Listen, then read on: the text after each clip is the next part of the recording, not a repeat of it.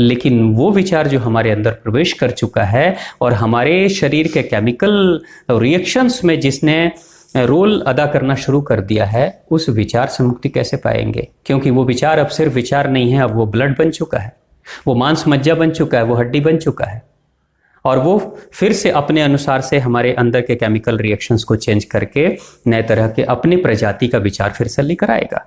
तो यहाँ सिर्फ पॉजिटिव एफर्मेशन काम नहीं करता है।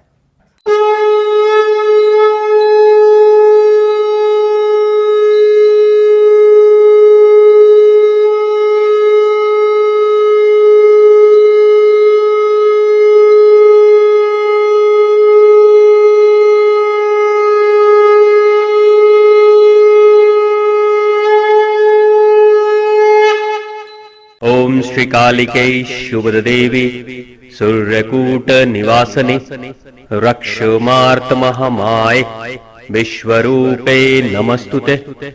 एक्चुअली जो प्रेशर है वो फिजिकल प्रेशर कम महत्वपूर्ण होता है, फाइनेंशियल प्रेशर भी कम महत्व का होता है। सबसे ज़्यादा महत्वपूर्ण अगर कोई प्रेशर होता है तो वो मेंटल प्रेशर होता है।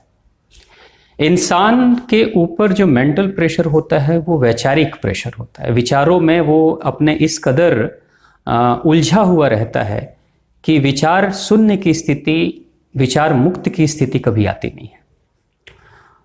अब जैसे मैंने आज कोई काम किया, तो अगर मेरा कस्टमर इंटरेक्शन है, लोगों से मिलना जुलना है, या फिर व्यवसाय रोजगार और बाकी चीज़ों के ऊपर का प्रेशर है, तो उस प्रेशर के कारण से बहुत सारी बातें होंगी। बिजनेस जब हम एक दिन का काम करते हैं तो एक दिन के काम में बहुत सारे प्लस पॉइंट्स भी आते हैं, निगेटिव्स भी बातें आती हैं। मतलब सकारात्मक भी बातें होंगी और नकारात्मक भी बातें होंगी। सकारात्मक बातें इंसान भूल जाता है, बहुत पकड़ती नहीं है बातें, लेकिन जो नकारात्मक बातें होती हैं वो पकड़ लेती हैं इंसान को, क्योंकि कहीं ना कहीं उसका आत्मस्वाभिमान या फिर उसका सेल्फ रिस्पेक्ट कहीं थोड़ा कमज़ोर पड़ता है या कम उस पे चोट लगती है, जिसके कारण से वो बातें अंदर जाके दिल में टिस से उठती है और इंसान को दर्द होता है। उससे छुटकारा पाना बड़ा मुश्किल है। जैसे मान लीजिए कि आज मैं थके हूँ और काफ़ी मुझे थकान हो गई है, और अपने थकान को दूर करने के लिए मैं अगर घर में आता हूँ तो मैं जाकर ठंडे पानी से स्नान कर सकता हूँ, या फिर मैं हल्का सा गर्म पानी पी सकता हूँ, या थोड़ी देर रेस्ट कर सकता हूँ, या कुछ अच्छा भोजन करके अपने शरीर की थकान को मिटा सकता हूँ। तो ये तो बहुत आसानी से हो जाता है। लेकिन जो मेंटल प्रेशर है वो नहीं हटता, रेस्ट करने के बाद भी नहीं हटता, क्योंकि जब आप थक कर आते हैं घर में तब भी वो विचार चल रहे हैं। जब आप रेस्ट करके और सोकर उठते हैं, जब तक आप नींद में हैं, लेट रहे हैं और नींद में हैं, सो रहे हैं, तब तक तो वो विचार नहीं आता। लेकिन जैसे ही आपकी नींद खुलती है, अभी बिस्तर पे आप बैठे ही हैं, बस विचार आकर घेर लेता है फिर से, और उस विचार से छुटकारा पाना सबसे ज्यादा मुश्किल होता है। अक्सर आपने देखा होगा कि रात में अगर किसी खास चिंता से आप ग्रसित हैं और चिंता के साथ आप सो रहे हैं, तो नींद में हो सकता है वो चिंता ना आए, लेकिन नींद खुलते ही चिंता सामने चली आती है। तो यहाँ आदमी को अगर मुक्त होना है, तनाव मुक्त, तो उसको किस पे काम करना? फिजिकल पे काम करना ज़्यादा महत्वपूर्ण है, या मेंटल पे काम करना ज़्यादा महत्वपूर्ण है, या फाइनेंशियल पे काम करना ज़्यादा महत्वपूर्ण है? तो सबसे महत्व का आपको भी लगेगा कि मेंटल प्रेशर को हटाना सबसे ज़्यादा महत्वपूर्ण है। और ये मेंटल प्रेशर जो हटाना है, उसके लिए कुछ प्रयोग हैं जो आध्यात्मिक प्रयोग हैं। उस प्रयोग को अगर कोई इंसान करता है तो निश्चित तौर से उससे बड़े लाभ होता है। अब जैसे समाज में एक बात कही जाती है कि हमें पॉजिटिव एफर्मेशन करना चाहिए, अच्छा सोचना चाहिए, अच्छे विचार रखने चाहिए, निगेटिव ना सोचें, हमेशा पॉजिटिव सोचें। लेकिन पॉजिटिव सोचना तो हम चाहते हैं, मगर क्या पॉजिटिव जो सोच हमारी चल रही है मस्तिष्क के अंदर, क्या सिर्फ यहीं तक सीमित है या कहीं और भी उसका दायरा बढ़ चुका है? अब जैसे मान लीजिए कि आज आपने कोई दुखद बात सुनी है, तो दुखद बात आपने सुनी है तो कानों से सुना, मस्तिष्क में विचार उठा, लेकिन पेट में आपका डाइजेशन सिस्टम पे उसका असर होना शुरू हो गया। आपके पास अच्छे स्वादिष्ट पकवान, स्वास्थ्यकर पकवान सामने पड़े हैं, भोजन, लेकिन जैसे ही आप दुखद कोई बात सुनते हैं या कोई ऐसी बात जो आपको निराशा में डाल दे, उस बात के सुनने मात्र से आपकी भोजन करने की जो रुचि है वो खत्म हो जाती है, आपकी भूख मर जाती है। यानी सुना कानों से, देखा आंखों से, चिंतन किया मस्तिष्क से, लेकिन असर हुआ पेट पर। और पेट में जो गड़बड़ियां होंगी उसका असर आपके रक्त पे पड़ेगा, आपके शरीर के मांस मंजा और पूरे शरीर के, चूंकि हमेशा शरीर बनता है और हमेशा शरीर में टूट फूट मेंटेनेंस का वर्क चलते रहता है, तो पूरे शरीर में आप कभी भी ये मत सोचिए कि जो विचार आपने सोचा है वो सिर्फ आपके मस्तिष्क तक सीमित है, जिसको पॉजिटिव सोच कर आप हटा देंगे। अगर आप ऐसा सोच रहे हैं तो ये होता है उस समय जब कोई विचार आता है। जैसे मान लीजिए कि किसी इंसान ने पहले कोई बात की और विचार अभी तुरंत आया, तुरंत आपने रिजेक्ट किया, नहीं। जैसे किसी ने ऑफर किया ऐसी चीज खाने के लिए जो आपको पसंद नहीं या स्वास्थ्यकर नहीं है, आपने उसको रिजेक्ट कर दिया, मुझे नहीं खाना। तो उस तरीके से होता है, कोई नया विचार आया, तुरंत से उसको रिजेक्ट कर दिया तो वो विचार वापस चला जाता है या फिर उसका असर प्रभाव हमारे ऊपर नहीं पड़ता है। लेकिन वो विचार जो हमारे अंदर प्रवेश कर चुका है और हमारे शरीर के केमिकल रिएक्शंस में जिसने रोल अदा करना शुरू कर दिया है, उस विचार से मुक्ति कैसे पाएंगे? क्योंकि वो विचार अब सिर्फ विचार नहीं है, अब वो ब्लड बन चुका है, वो मांस मज्जा बन चुका है, वो हड्डी बन चुका है और वो फिर से अपने अनुसार से हमारे अंदर के केमिकल रिएक्शंस को चेंज करके नए तरह के अपनी प्रजाति का विचार फिर से लेकर आएगा। तो यहाँ सिर्फ पॉजिटिव एफर्मेशन काम नहीं करता है। आपको करना क्या होता है कि यहाँ जो मेंटल प्रेशर पे जो भी इंसान काम करता है, वो चाहे दिन भर कितने भी मेंटल प्रेशर में रहे, जब घर पे वो आए तो कोशिश करे अपने पेट की सफाई करे, क्योंकि सारा प्रेशर पेट में आ रहा है। इसलिए जो साइंस से रिलेटेड लोग हैं या स्वास्थ्य से संबंधित लोग हैं, वो ये बात कहते हैं कि stomach is the second brain of a man, है ना। यानी कि पेट एक इंसान का दूसरा दिमाग होता है, ये होता है। तो अब क्या होगा कि कितना भी प्रेशर हो, आप जब घर पे आइए तो अपने पेट को बेहतर साफ करने की कोशिश करिए। पेट को जब साफ करने के लिए, तो उसके लिए क्या करना होगा? जैसे फ्रेश होना, मैं 1.25 लीटर पानी का प्रयोग हमेशा बोलता हूं, तो ये दोनों वक्त का ये रूटीन बना लीजिए। सुबह में पानी पीजिए, फ्रेश होने चाहिए। शाम को जब आते हैं 1.25 लीटर नहीं पी सकते हैं तो कोई बात नहीं, 1 गिलास 2 गिलास पी लीजिए, हल्का गर्म गुनगुना, और उसके बाद से फ्रेश होने का रूटीन बनाइए। ये डेली का करिए। यानी रात भर का कचरा वो सुबह में निकलेगा और दिन भर का कचरा वो शाम को निकलेगा। फिर आप देखेंगे रात में आपको बहुत अच्छी नींद आएगी। और जैसे ही पेट की आपकी सफाई हुई, पेट की सफाई शाम को हो या ना हो, लेकिन आपको एक रूटीन बनाना है, आपको जाना है फ्रेश होने पानी पीकर। उससे होगा क्या कि चूंकि आपको शाम को फ्रेश होने की आदत नहीं है, तो जो बॉडी का केमिस्ट्री है, बॉडी का जो बायोलॉजिकल क्लॉक है, वो उसके लिए तैयार नहीं है। इसलिए शाम के वक्त में कई लोग कहते हैं कि भाई हम पानी पीते तो हैं, जाते तो हैं, फ्रेश नहीं हो पाते हैं। कोई बात नहीं, रोज जाना शुरू कर दीजिए, रोज रूटीन बनाइए। कुछ महीनों के बाद हो सकता है कि आपकी बॉडी पूरी उसके लिए एडजस्ट कर जाए और फिर से आपके प्रॉपर फ्रेश होने में आपको सहयोग मिलेगा। तो सबसे पहले शरीर की अंदरूनी शुद्धिकरण। अगर आप टेंशन प्रेशर से होकर आ रहे हैं, आप आए घर में और स्नान कर लें। शाम के वक्त में भी आप स्नान कर सकते हैं ठंडे पानी से। ठंडे पानी से नहाएं, नाभि पे सबसे पहले पानी डालें, नाभि पे हाथ लगाकर पानी पहले डालें, तो स्नान करने के तुरंत बाद एक एनर्जी आ जाती है। क्योंकि पंच तत्वों में जल एक ऐसा तत्व है जो आपको बहुत एनर्जी देता है। क्योंकि जल का जो केमिकल कॉम्पोजिशन है, हाइड्रोजन और ऑक्सीजन, इन दोनों के मिलने से जल तैयार होता है। तो हाइड्रोजन सोर्स ऑफ एनर्जी है और ऑक्सीजन प्राणवायु है। तो प्राण की मात्रा भी बढ़ गई और साथ में शक्ति भी बढ़ गई। इसलिए स्नान बहुत ज़्यादा महत्वपूर्ण है। हमारे घरों में अक्सर लोग आरती करते हैं या दीपक जलाते हैं। तो आरती करना या दीपक जलाना क्या है? वो अग्नि स्नान है। जब भी हम किसी देवी देवता की आरती करते हैं, या फिर आपने भी देखा होगा अपने घरों में कि अगर किसी छोटे बच्चे की एनर्जी थोड़ी डाउन हो रही है, बीमार हो रहा है, या कोई लोग कहता है कि उसको नजर लग गई है, आप उस बच्चे की आरती कर दीजिए। आप उस बच्चे की आरती पूरे शरीर की कर दीजिए।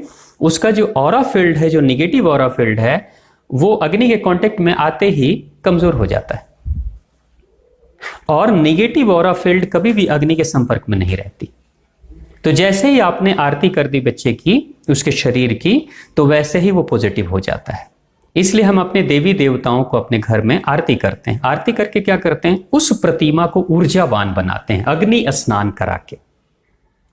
करा के ऊर्जावान बना देते हैं। तो आप घर में बैठे थोड़ी देर मेडिटेशन करें, ध्यान करें, दीपक जला लें। दीपक के कांटेक्ट में 2.5 फीट के आसपास की दूरी होनी चाहिए दीपक के बीच में। आप दीपक के पास बैठ जाएं और ध्यान करें। अब जब आप ध्यान करने बैठेंगे तो शुरुआत में ऐसा नहीं कि विचार शून्य हो जाएंगे, विचार नहीं आए ऐसा नहीं होता, विचार आएंगे, लेकिन चिंता नहीं करें। बस आपको बैठना है, अग्नि के संपर्क में बैठना है। अग्नि सामने, दीपक जल रहा है, आप बैठे हुए हैं, तो उससे होगा क्या, हो सके तो कम से कम कपड़े पहने उस समय जब आप मेडिटेशन के लिए बैठते हैं, ताकि आपके स्किन के ऊपर जो फ्लेम है, यानी कि जो रोशनी है दीपक की, वो आपके स्पर्श करे बॉडी को। चेहरे पे तो करती है और भी बॉडी में भी करे। आप अग्नि के कांटेक्ट में जब बैठते हैं तो अग्नि एक ऑरा फील्ड बनाती है। उस ऑरा फील्ड में उस समय अग्नि के पास में सबसे ज्यादा ऑक्सीजन आने लगती है, प्राणवायु आती है, क्योंकि आग को जलाए रखने के लिए ऑक्सीजन की जरूरत पड़ती है, फ्रेश ऑक्सीजन की जरूरत पड़ती है। तो आग को जलाए रखने के लिए जब फ्रेश ऑक्सीजन की जरूरत पड़ती है तो सबसे ज्यादा फ्रेश ऑक्सीजन वहां पे आती है उस अग्नि के कारण से। लेकिन आप सबसे नजदीक बैठे हैं, इसलिए सबसे ज्यादा फ्रेश ऑक्सीजन तो आप ही को मिलेगी ना। तो प्राणवायु तो आपकी बढ़नी शुरू हो गई, क्योंकि आप सांस भी तो ले रहे हैं। आप जब सांस ले रहे हैं तो प्राणवायु आपकी बढ़नी शुरू हो गई। तो प्राणवायु के बढ़ने का मतलब है आप ज्यादा प्राणवान हो रहे हैं। अब जब प्राणवान जब हो रहे हैं तो इसका मतलब क्या हुआ, आपकी ऊर्जा, अंदरूनी शारीरिक ऊर्जा बढ़ रही है। अब जब शारीरिक ऊर्जा बढ़ रही है तो क्या होता है, मानसिक नकारात्मक विचार ऑटोमेटिक कम होने लगते हैं। यह बड़ा महत्व की बात है कि शारीरिक ऊर्जा के बढ़ने से मानसिक तनाव कम होता है और शारीरिक ऊर्जा के घटने से मानसिक तनाव बढ़ता है। छोटे से एग्जाम्पल के तौर पे आप देख सकते हैं, जितने भी बड़े बुजुर्ग लोग होते हैं वो चिंता से ग्रसित होते हैं, क्योंकि उसी समय शारीरिक ऊर्जा भी कम है और चिंता ने भी घेर लिया है। लेकिन जितने ही यंग लोग होते हैं उनके लाइफ में टेंशन्स बहुत होती है, लेकिन चूंकि शारीरिक ऊर्जा बढ़ी हुई रहती है तो वो चिंता उसको ग्रसित नहीं कर पाती, घेर नहीं पाती। जैसे बच्चों का है, जैसे छोटे बच्चे, हाँ छोटे बच्चे में चिंता है ही नहीं बिल्कुल, है ना। आप देखिए जैसे भारत के स्वतंत्रता संग्राम में जितने भी फ्रीडम फाइटर हुए और गर्म दल के जो फ्रीडम फाइटर हुए सब यंग लोग हुए। और ये यंग लोग वो लोग थे जो समझौता करना पसंद नहीं करते थे और ये खुद से भी समझौता करना पसंद नहीं करते थे। अगर उनके सामने एक शर्त रखी जाती थी कि क्या तुम मरने के लिए तैयार हो, तो मुझे नहीं लगता कि भगत सिंह, सुखदेव या राजगुरु या सुभाष चंद्र बोस जैसे लोग कभी बोलेंगे कि भाई मुझे अपनी जिंदगी बचा के चलना है। तो इन्होंने कभी कॉम्प्रोमाइज नहीं किया, आजादी के लिए समझौते नहीं किए।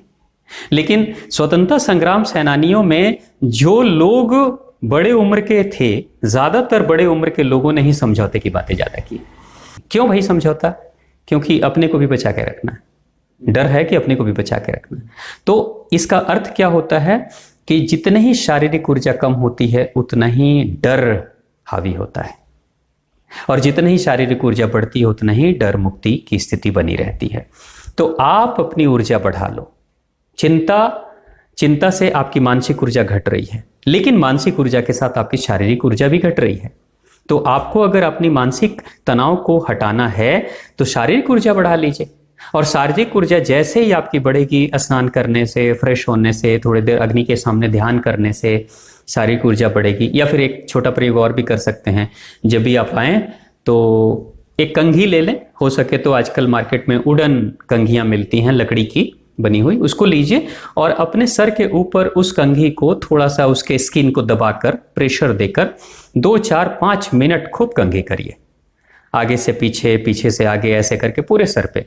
अब यहाँ पे बाल हो या ना हो ऐसा नहीं, आपने मुंडन करा दिया और आपके दिमाग में आ रही है बात कि नहीं बाल तो है नहीं तो कंघी किसको करें, नहीं, स्किन को कंघी करिए, उसके चमड़ी को कंघी करिए, क्योंकि उसके जो ब्रिसल्स होते हैं कंघी के, उसका जब प्रेशर पड़ता है यहाँ सर के ऊपर, तो सबसे ज्यादा जो कहते हैं गाड़ियों में रेडिएटर होता है, पानी पूरे इंजन में घूमता है, उसी तरीके से हमारे ब्रेन के ऊपर चारों तरफ में यूरिन ब्लैडर का जो मेरिडियन है वो सबसे ज़्यादा घूम रहा है।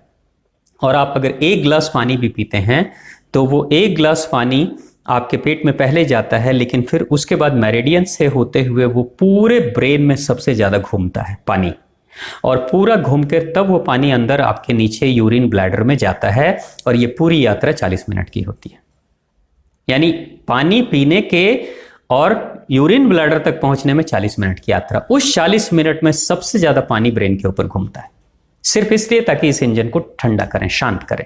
अब जैसे ही आपने कंघी करना शुरू कर दिया, तनाव में है और कंघी करना आपने शुरू कर दिया, तो क्या होगा कि उस प्रेशर से, कंघी के प्रेशर से और चमड़ी के ऊपर प्रेशर से, आप देखेंगे कि जो नसों में, मेरिडियंस में जो पानी है वो उसकी गति बढ़ जाएगी, यानी तेजी से पानी घूमने लगेगा। और जब तेजी से घूमेगा तो क्या होगा, उसकी गति बढ़ते ही वो ज़्यादा मस्तिष्क की गर्मी को अपने अंदर ले लेगा, और अंदर मस्तिष्क की गर्मी को अपने अंदर लेकर पानी यात्रा फिर आगे की तरफ करेगा और यूरिन ब्लैडर तक पानी चला जाएगा।